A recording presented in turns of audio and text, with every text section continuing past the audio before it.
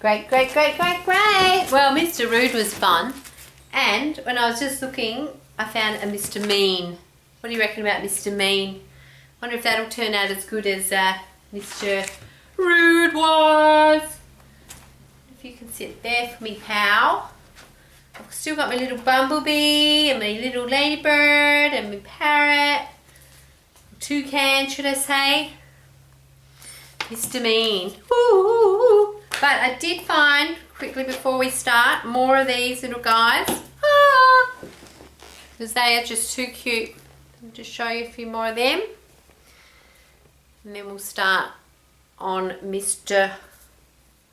What was it? Mr. Mean. Oh man, imagine trying to remember all the names of these little guys. They have all little names. Looks like a little dog. Ah, a little octopus. Octopus. Is that one another big fish? I don't know. Gorgeous, gorgeous, gorgeous, gorgeous, gorgeous. Okay, let's do Mr. Mean.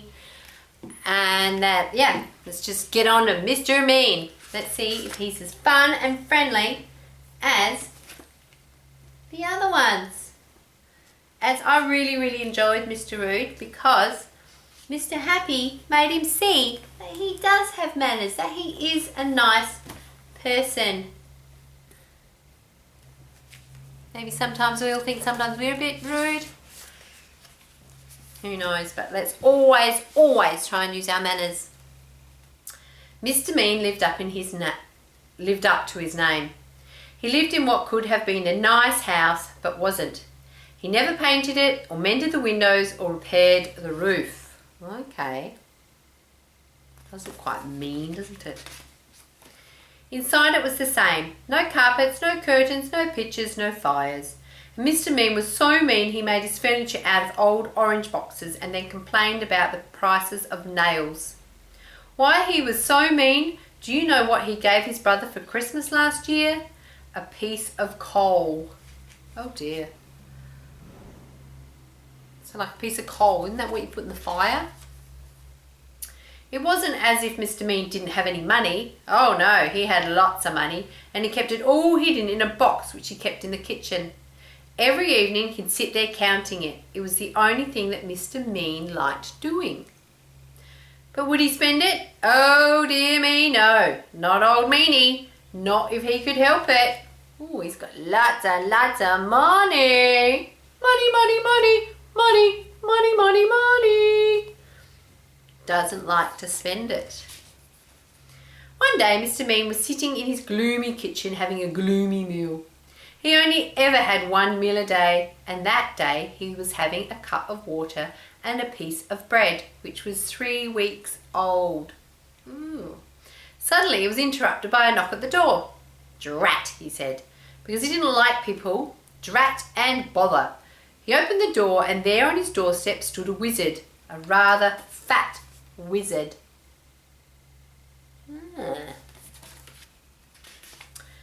Hello, said the wizard. I wonder if you, by any chance, as it's such a warm day, you could possibly, if it's not too much trouble, be so kind as to, if it's not inconvenient, perhaps I'm very thirsty. Provide me with, do you think, a glass, if not too much to ask, of water, please?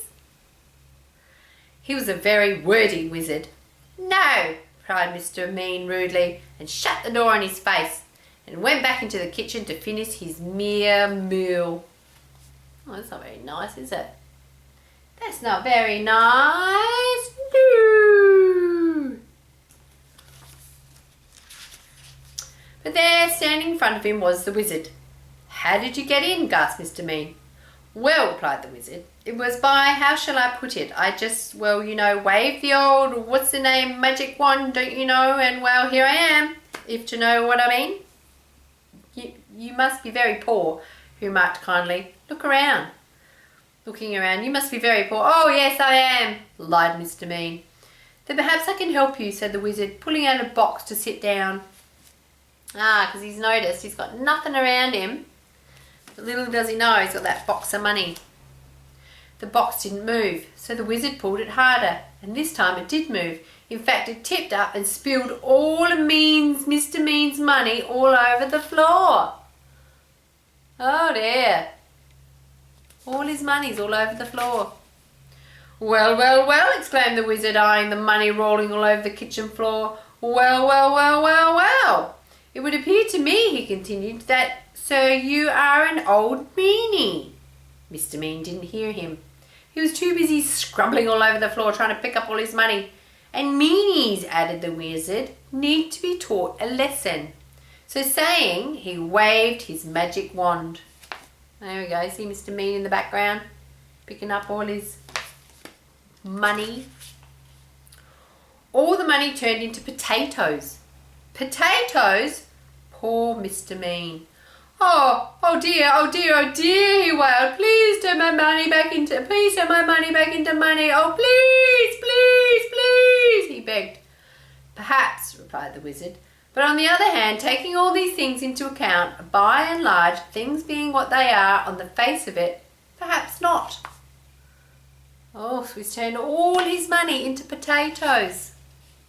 However, continued the wordy wizard, if you make a solemn promise never to be mean again, then I will turn your money back into money. But he added sternly, if you are ever mean again, then it's how I can put it, then it's potatoes for you, my lad, if not other vegetables as well. Then the wizard had the glass of water he'd come for the first place, except it was a cup of water because Mr. Mean didn't have any glasses. Then, with another wave of his wand, he turned the potatoes back into money, and turned another wave of his wand, made himself disappear. Stupid wizard, muttered Mr. Mean, picking up all his money. Oh, what do you think he's going to do? The following day, Mr. Mean decided to walk to town. He never took the bus because that cost money. On the way, he met an old washerwoman carrying an enormous bundle of washing. Please, kind sir, she asked, could you possibly help me carry this washing? It's so heavy. No, replied Mr. Mean. It's your washing. You carry it. But as soon as he said that, he felt a tingling in his nose. A tingling in his nose. Mr. Mean's nose turned into a carrot. Oh no, he gasped. We love this carrot. The old washerwoman chuckled, and then Mr. Mean remembered the wizard's words. Yes, yes, he cried in a panic. Of course I'll help you. And he carried the huge bundle of washing into where the old washerwoman wanted. And the carrot turned back into her nose and off he went. The old washerwoman chuckled again and turned back into the wizard. It had been him all along. Oh, the sneaky old wizard. On his way into town, Mr. Mean passed by a cottage garden. In the garden there was an old man chopping wood. He saw Mr. Mean going past and called out. Excuse me, he called. Could you give an old man a bit of a hand, young fellow, my lad? No, replied Mr. Mean. It's your wood. You chop it. But as soon as the words had passed his lips, guessed what happened. Wonder what happened. His ears turned into tomatoes. Oh no, he gasped. The old man chuckled, and Mr. Mean remembered the wizard's words. Yes, yes, yes, of course I'll help you. I'll give you a hand. And he chopped all the wood and cut it into pieces. And the potatoes turned back into ears, and off he went. The old man chuckled again and turned back into the wizard. He was teaching Mr. Mean a lesson, just as he had promised. Eventually Mr. Mean arrived into the town. There was a little boy crying because his ball had got stuck on top of a wall. Please, sir, cried the boy. Please, sir, could you reach the ball down for me? No, retorted Mr. Mean. It's your ball, you... And then he stopped. There was a funny tingling feeling in his feet. Yes, yes, yes, he said hurriedly. Of course I'll get it for you. I'll get it down. And he reached up and passed the ball to the boy and went on his way, looking anxiously at his feet. So he didn't do it that time. The little boy stopped crying and turned into the wizard. I think, he said to himself, I think that Mr. Mean, by and large, is beginning if I'm not very much mistaken, to not be quite so mean. And I think, although I could be wrong, although I never am, that he has, thank goodness, learned his lesson. Today, he's nothing like so mean as he used to be. And he doesn't keep his money in a box in the kitchen anymore. He spent it all on having his house mended and painted and made spick and span. He turned it into quite a generous sort of fellow. Goodness, he's so generous. Do you know what he gave his brother last Christmas? Oh, look at his house now. Doesn't that look nice? From the start, we had that. And now it's gone to that.